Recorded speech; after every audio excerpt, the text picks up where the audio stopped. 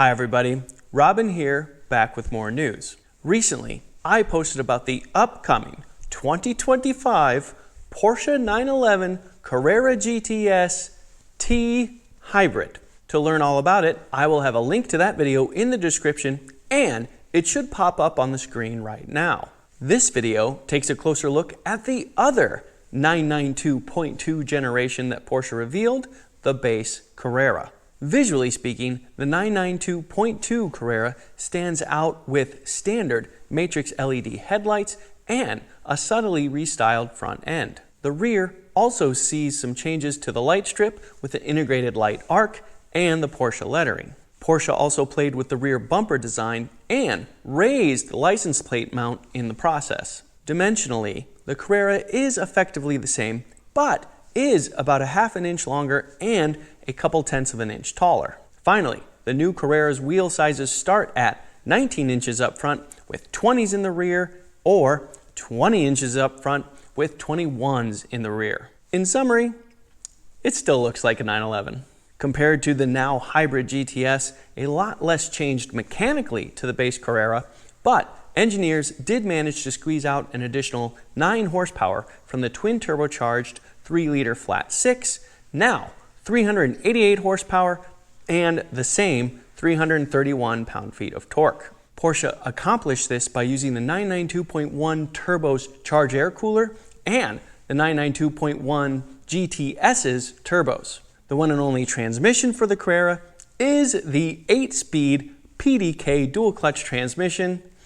More on that in a minute. 0 to 60 acceleration times drop by 1/10 of a second to 3.9, and if you get the Sport Chrono package, you'll reach 60 miles an hour in 3.7 seconds. Top speed is 183 miles an hour. Along with the powertrain, the 911 Carrera includes standard PASM, that's Porsche Active Suspension Management, which is Porsche's lingo for adjustable shock absorbers. And the brakes grew a bit as well. You now get 6 piston calipers clamping on 13.8-inch rotors up front.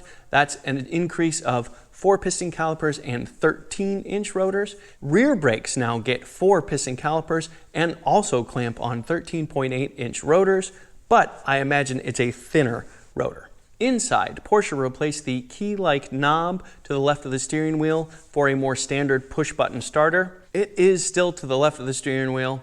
It also is a bit of a bummer. And all analog gauges disappeared, replaced with a 12.6-inch fully digital instrument cluster screen.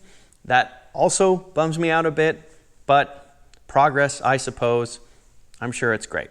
Carrying on is a 10.9-inch center display. And now for some more positive news. The Porsche now comes standard with the drive mode switch on the steering wheel. The drive modes will be normal, sport, and wet. If you get the Sport Chrono package, that now only adds 1 additional drive mode, Sport Plus, and that's because all the drive modes except for the normal driving mode can be individualized. Finally, Carrera Coupes now comes standard as a 2-seater vehicle. However, going 2+2, those small seats at the rear, is a no-cost option. The base price for a 992.2 generation 2025 Porsche 911 Carrera is $122,095. And for an extra $13,300, you can instead get the 2025 Carrera Cabriolet. These are the only 2 non-hybrid 911s offered at the moment. And it's true, none of the 2025 model year 911s offer a manual transmission as an option. It's all PDK across the board. And that is sad. I love the added engagement that a manual provides, and Porsche provides some of the best versions of manual transmissions that are out there. Indeed, the last 911 that I drove was a 2023 Porsche 911 Carrera T, and it had a 7-speed manual transmission, and it was fantastic. But even in the 992.1 generation 911, manual transmission offerings were dwindling.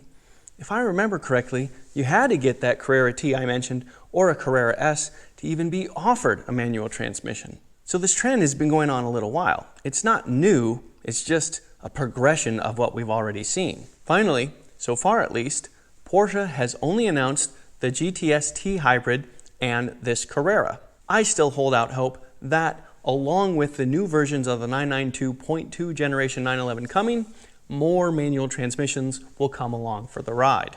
And if they do, the best advice I can give, if you have the means, buy them. The best and truly only way to keep manual transmission equipped 911s in our lives is for us to buy them like they're hotcakes. In the meantime, as far as I can see, Porsche continues to build great driving cars. And this latest iteration of the base Carrera sounds quite enticing. The moment I get a chance to drive one, I'll be sure to let you know if it also still feels that way.